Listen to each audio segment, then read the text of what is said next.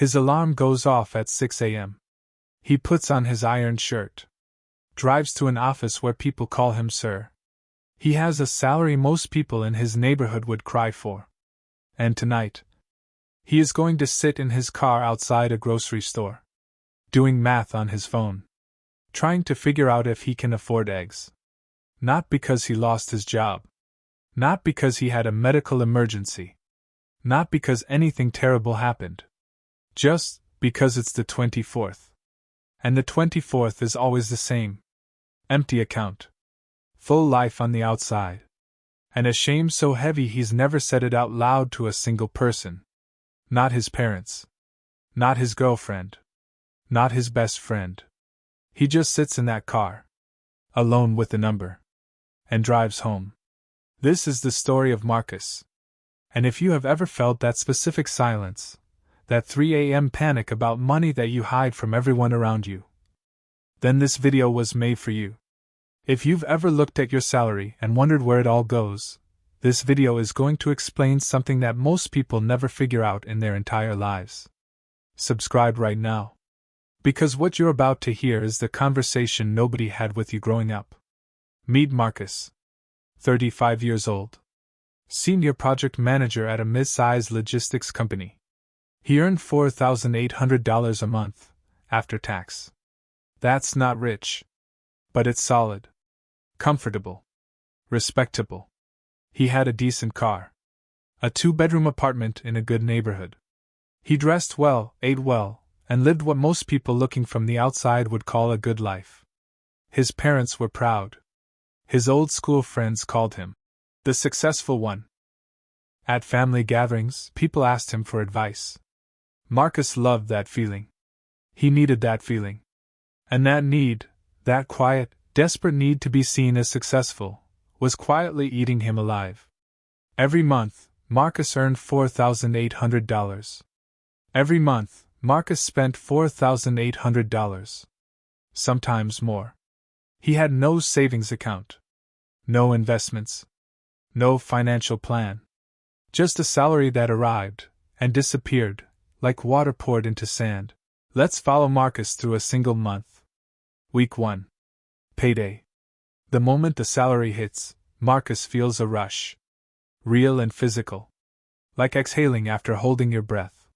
He pays rent, $1,400. Car installment, $520. Insurance, $180. Then he takes his girlfriend out for a payday dinner, because, as he puts it, we deserve it. $160 gone in one evening. Week 2. A colleague mentions a new phone. Marcus already has a phone that works perfectly. But it's 18 months old. And in his mind, 18 months old means behind. He doesn't buy it outright. He puts it on a store credit account. Small monthly installments. No big deal. He also buys new running shoes, because he's planning to start jogging next month. He doesn't.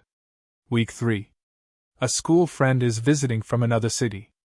Marcus insists on hosting dinner, drinks, the full experience. Because Marcus has an image to protect. The bill? $340. Did his friend ask for this? No. Would his friend have judged him for something simpler? Absolutely not. But Marcus couldn't risk finding out. Week 4.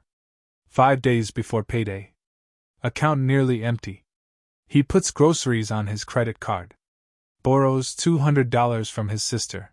Just until Friday. Tells himself next month will be different. It isn't. It never is. 2 years pass. Marcus gets a raise. $5,400 a month now. Most people assume this is where things turn around. It isn't.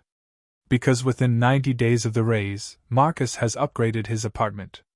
Slightly better neighborhood. $400 more per month in rent. He buys better clothes for his new senior level. He eats at slightly more expensive restaurants. The raise evaporated before he even noticed it arrived. His credit card balance, which was $2,000 when he got the raise, is now $6,700. He gets another credit card to manage the first one.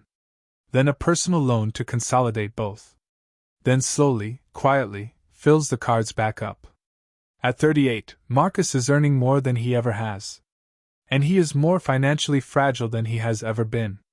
He starts losing sleep. His relationship becomes tense. His girlfriend starts noticing the stress, the mood swings, the way he panics quietly when an unexpected bill arrives. He snaps at small things. He avoids conversations about the future, holidays, moving in together, children, because deep down every future conversation leads to the same terrifying place. Money. The thing he earns well and controls not at all. Most people don't realize this moment. This quiet financial unraveling is not about income. It is entirely about identity. So why does this keep happening to people like Marcus? Why do intelligent, hardworking people earn good salaries and still feel financially trapped? The first reason is something called the arrival fallacy. Marcus always believed the next thing would fix it. The next raise. The next job. The next level. Once I'm earning more, I'll sort it out. But the mind doesn't work that way. When you reach the next level, your brain resets the goalpost immediately. What once felt like enough, now just feels like the new normal. So the fix never comes. Because you keep arriving somewhere new and starting the problem over. The second reason is status spending. Marcus wasn't buying things he wanted. He was buying proof. Proof that he had made it. Proof that he was worth respecting. Proof that the title on his email signature was real. He was spending money he didn't have to maintain a version of himself that existed mainly in other people's perception. This is why you are stuck. Because somewhere, deeply buried, you believe that what you own tells people who you are. And that belief is worth more to you, emotionally, than financial security. The third trap is the invisible baseline. Every time Marcus's lifestyle upgraded, it became his new minimum. He couldn't go back to his old apartment. It would feel like failure. He couldn't choose the cheaper restaurant. It would feel like shrinking. Once you build a lifestyle, your brain protects it like survival. Cutting back doesn't feel like saving money. It feels like losing yourself. And that feeling is powerful enough to keep people broke for their entire lives. Here's the truth nobody is going to put gently. Your salary is not your problem. Your identity is. Marcus didn't need more money. He needed to stop performing a character that was slowly bankrupting him. The expensive dinners weren't for him. The apartment wasn't for him. The clothes, the phone, the generous hosting, none of it was for him. It was all for the audience. And the cruelest part? The audience wasn't even watching. His colleagues moved on by Monday. His friends forgot the dinner by Tuesday. The Instagram photo got 47 likes and then vanished into the feed forever. And Marcus was left, every single month, paying the bill for a performance that nobody remembered. The truth nobody tells you is this. The people you are trying to impress are too busy trying to impress someone else to actually notice you. I'm not going to hand you a 5-step budget plan. Because Marcus had budgets. He made them every January. Beautiful, color-coded spreadsheets. They lasted 11 days. What Marcus needed wasn't a system. It was a new story about what money was for. The shift happens when you stop asking, "What does this say about me?" and start asking, "What does this do for my future?" Those are two completely different questions. And they lead to two completely different lives. The people who build real wealth, quietly, consistently, they are not suppressing their desires. They genuinely stop caring what their car says about them. They find their identity in something money can't perform. Health, skills, relationships, freedom. They measure success not by what they spend, but by how many months they could survive if their income stopped tomorrow. That number, your financial runway, is the only status that actually protects you when life gets hard. Marcus had 0 days of runway. After years of good income. 0. What's yours? Marcus eventually had his moment. It came at 3 a.m. on a Tuesday. Lying awake. Doing mental math that didn't add up. And something broke open. Not dramatically. Quietly. He looked at his phone, at his Instagram, at the carefully curated life he had built for strangers to admire. And he thought, I am exhausted. I have been exhausted for years. And I have nothing to show for it. That was the beginning. Not of a budget. Of an honest life. He moved to a smaller apartment. He drove the old car another 3 years. He stopped hosting dinners he couldn't afford. And for the first time, he started keeping some of what he earned. Not a lot at first. But some. And some, consistently, changes everything. If this story felt familiar, even a little, that feeling is important. Don't ignore it.